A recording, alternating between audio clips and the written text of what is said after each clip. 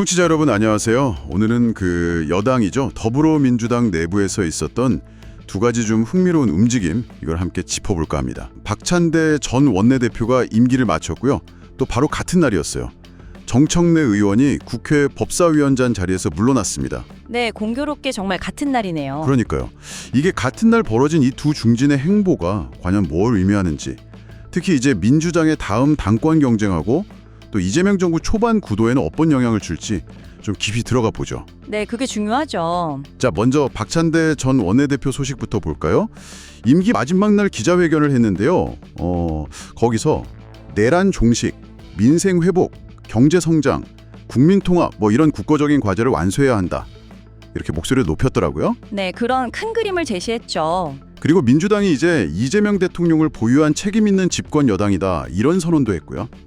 지난 1년에 대해 스스로 A- 학점을 매겼는데 저는 이 부분이 약간 흥미롭던데요.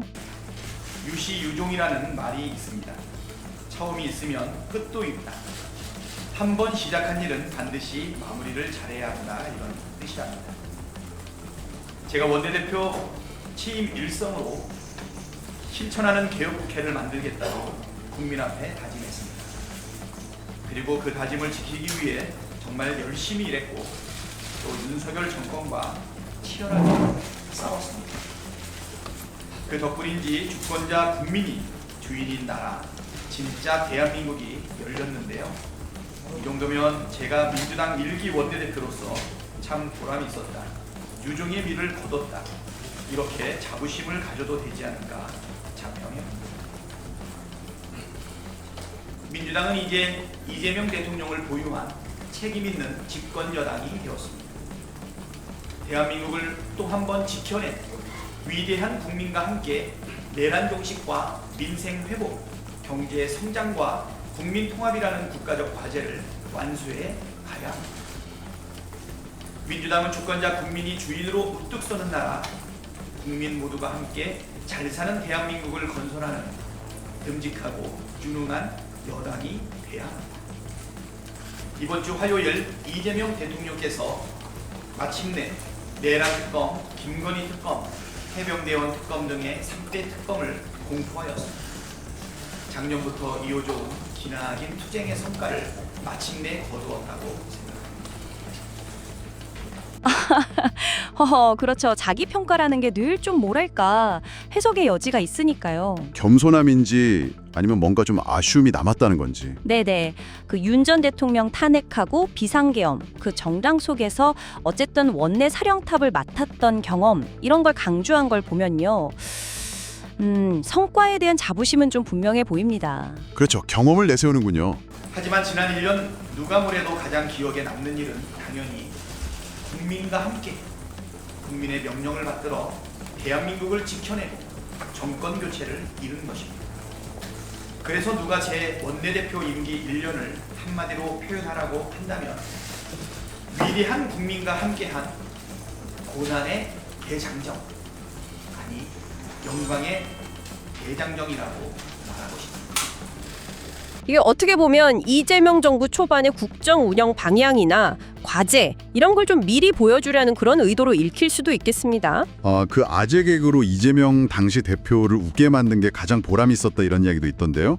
이런 인간적인 면이 실제 정치 관계에서는 또 어떻게 작용할지 그것도 좀 궁금하네요.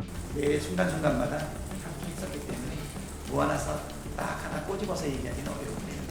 그래서 가장 좋았던 것은 웃을 일 없는 그 이재명한테 아재 개그를 시전해서 하지마 그 소리 들어가면서 핍박받아가면서 웃게 만들었던 그 부분이 가장 보람있지 않았나 이런 생각이 들고요.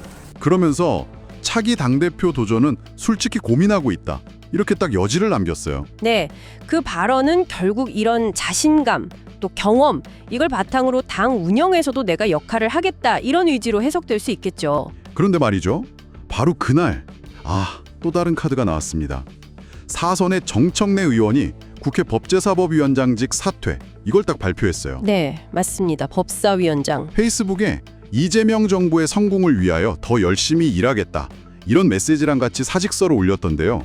아니, 법사위원장 자리면 국회 운영에 정말 핵심 중에 핵심 포스트잖아요. 그렇죠. 핵심이죠. 근데 이걸 스스로 내려놨다는 건 와, 이건 정말 보통 결심이 아닌 것 같은데요.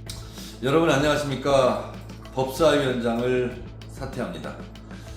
임기를 마쳤으니 물러가는 것은 당연하다고 생각합니다.